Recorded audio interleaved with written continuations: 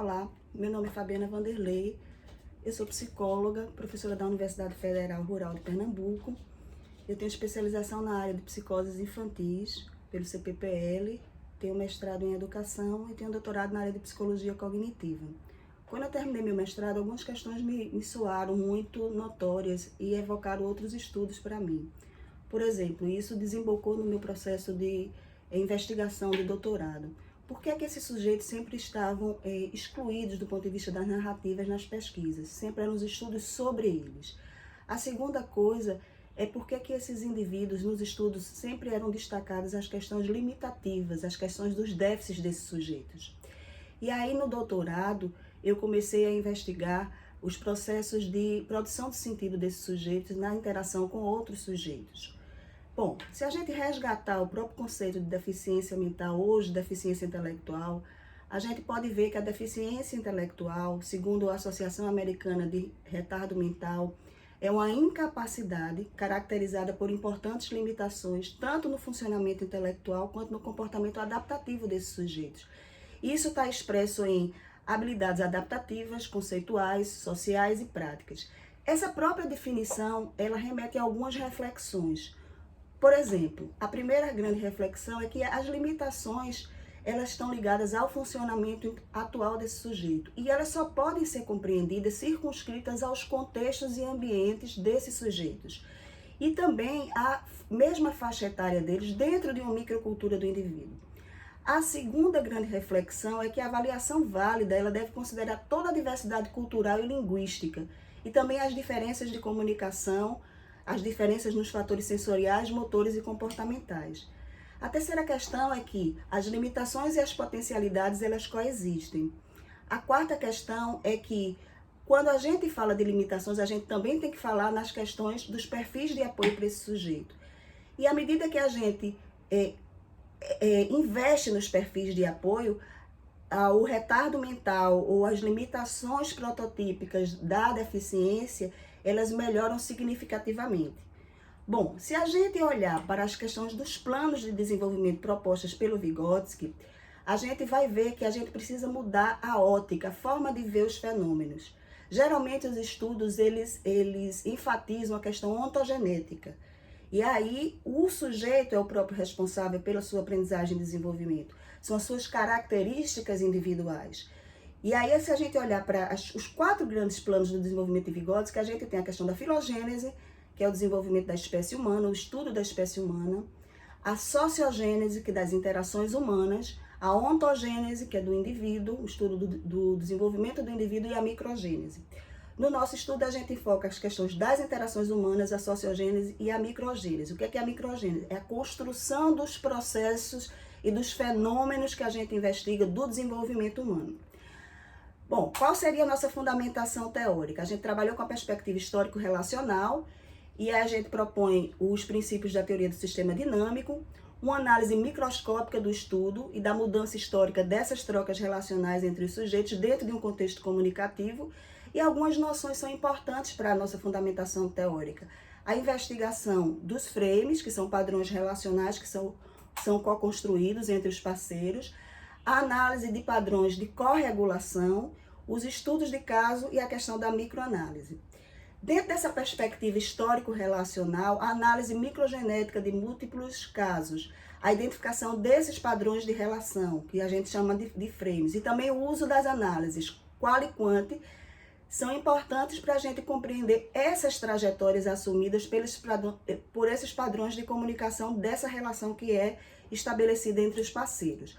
Como eu falei dos frames, qual é o conceito básico dos frames, né? Segundo Alan Fogel, os frames são esses padrões comunicativos que são recorrentes entre os parceiros e são co-construídos e que emergem nas atividades cotidianas e que a gente pode observar pequenas variabilidades se a gente olhar do ponto de vista microscópico.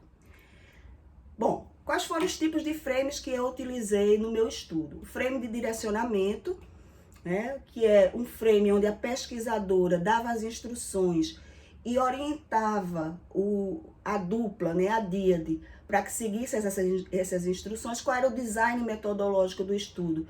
A dupla, que eram crianças com 11 anos, elas tinham acesso a um storyboard, elas tinham que construir uma narrativa com princípio, meio e fim, que fizesse sentido para as duas, que produzisse sentido para as duas, mas quem tinha acesso ao storyboard era a criança com síndrome de Down e o parceiro interacional ficava de costas.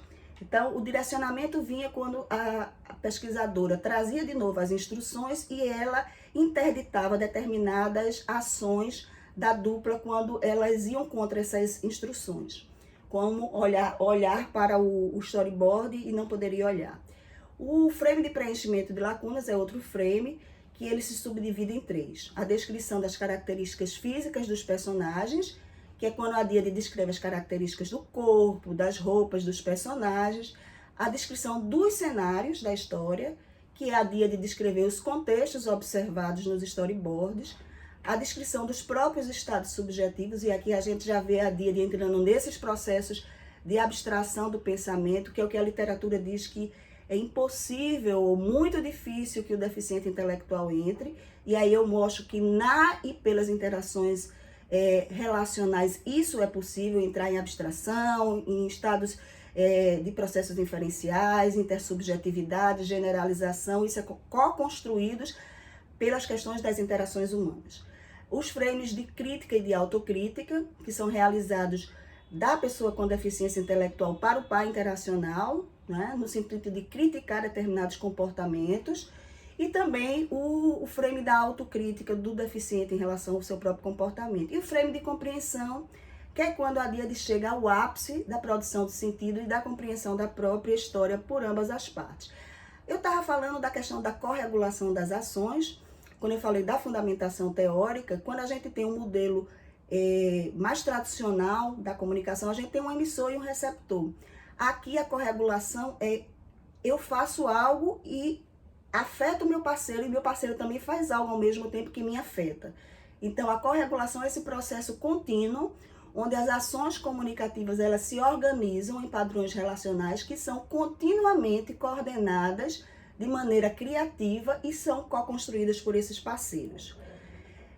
Os estudos de casos que eu falei, análise microgenética, a gente pode, a partir dessa observação exaustiva, né, dos indivíduos, das díades, dos grupos, investigar o processo de mudança no curso do desenvolvimento das relações interpessoais e, com isso, a gente capturar a investigação da mudança no ponto de vista microscópico e também do ponto de vista macroscópico. Então, a gente vai estar trabalhando o tempo todo com a questão histórico-relacional do funcionamento do sistema a nível micro e a nível macro. Recortando o quê? Recortando a questão das corregulações, dos gestos, das vocalizações, do uso dos artefatos, dos registros, das expressões emocionais dentro de um sistema que é investigado. O que é que a gente chama de microanálise e de macroanálise? A microanálise envolve todo o acompanhamento minucioso da formação de um processo psicológico detalhado pelas ações dos sujeitos e das relações interpessoais dentro de um curto espaço de tempo. E essa duração pode ter poucas sessões, não precisa ter muitas sessões, mas o importante é a gente fazer o quê? Identificar essas transições genéticas, ou seja, a mudança e as transformações nas ações do sujeito e a passagem do funcionamento intersubjetivo para o intrasubjetivo. E a macroanálise é a análise dos contextos interacionais que vão interferir na realização das produções e no desenvolvimento cognitivo durante a videografia. Aí entra o contexto escolar, o contexto familiar, dos diversos participantes, e isso vai servir de base para a gente compreender essas corregulações que vão acontecer ao longo da observação. A análise interacional, ela vai ser um tipo de análise também que a gente vai utilizar, que é a ênfase na densa observação no curto período de mudanças, e também as transições desse desenvolvimento, o acesso ao processo de mudança em curso, e ela vai utilizar como técnica por base a questão dos registros videográficos. Esses registros videográficos eles vão ser relevantes porque eles permitem a gente repetir exaustivamente a observação e analisar essas transições e essas mudanças acontecidas. A análise interacional, ela parte da premissa de conceber a cognição como algo, como fenômeno social e ecologicamente distribuído, e não algo como uma atividade circunscrita ao crânio, uma atividade craniana, né? Mas as interações como algo situadas e também situadas no tempo e no espaço, a partir das interações cotidianas que vão emergir dentro de uma comunidade de prática. Quando a gente está fazendo o recorte da nossa análise, a gente vai analisar 4 grandes coisas: os gestos, a fala, os artefatos culturais e o contexto. A gente chama isso de configurações contextuais. É um conceito de Charles Goodwin, dentro da perspectiva da análise interacional. E com isso a gente chega a uma compreensão dos padrões de ação dos indivíduos e também a emergência da novidade. A gente utilizou esse estudo do doutorado, ele desagou, então, na criação da plataforma. Na criação da plataforma, a gente desenvolveu práticas pedagógicas, que são práticas que podem ser realizadas tanto na escola, no AVA, quanto também em casa, com o auxílio dos pais e com o auxílio de responsáveis. E esse conjunto de práticas, elas envolvem atividades de cunho manual, fantoches, dramatização, filmes, jogos lógicos, pedagógicos, jogos que envolvem tomada de decisões e também jogos de tabuleiros e músicas. A gente também fez uma análise do estado da arte dos últimos 10 anos da produção na área da deficiência intelectual e a gente criou indicadores de desempenho para acompanhar essa evolução longitudinal desse sujeito a partir dessas situações e desses contextos de sua vida cotidiana, situações de vida diária, as situações comunitárias, situações ligadas à saúde, as situações socioculturais, as situações de proteção e vida e outras. E essa análise ela vai fornecer, então, esses resultados longitudinais e vai possibilitar a gente detectar os avanços e retrocessos no desenvolvimento cognitivo. A gente criou 5 grandes indicadores de desempenho: independência, relacionamento, contribuições, participação na escola e na comunidade e bem-estar pessoal. Isso deságua em subcategorias e nessas situações que eu falei. Do ponto de vista da síntese, a gente pode dizer que o nosso estudo ele parte de uma teoria, que é a teoria dos jogos de linguagem de Wittgenstein, a teoria da defectologia soviética de Vygotsky e a perspectiva histórico-relacional. Os pressupostos que a gente tem sobre o mundo, nossos axiomas, vêm daquela concepção que eu falei da deficiência mental e da produção de sentido. O fenômeno que a gente estuda é o fenômeno das narrativas das crianças. O método que a gente utiliza é a análise microgenética e a técnica é a videografia. E a gente utiliza também a emergência das experiências intuitivas do pesquisador para fazer a revisão do que Ian Walsner chama do ciclo metodológico. Tem uma ilustração da tarefa que você pode estar observando, tem 3 imagens aí, e da terceira para a quarta existe um gap, que é a resolução de um problema. Esse é um exemplo de um storyboard que a gente utiliza nas nossas 12 sessões, e as crianças precisam pensar juntas como é que elas resolveriam esse problema. Então, você vê que aqui a gente está instando a criança a entrar em processos inferenciais, processos de abstração do pensamento, e juntas elas vão construir uma possível resolução para isso, e pelas interações, e pela linguagem. Aqui, para finalizar, é um exemplo das nossas temáticas de sessões, das nossas 12 sessões: abstração do pensamento, processos inferenciais, relação com a família e afetividade, raciocínio matemático e demais.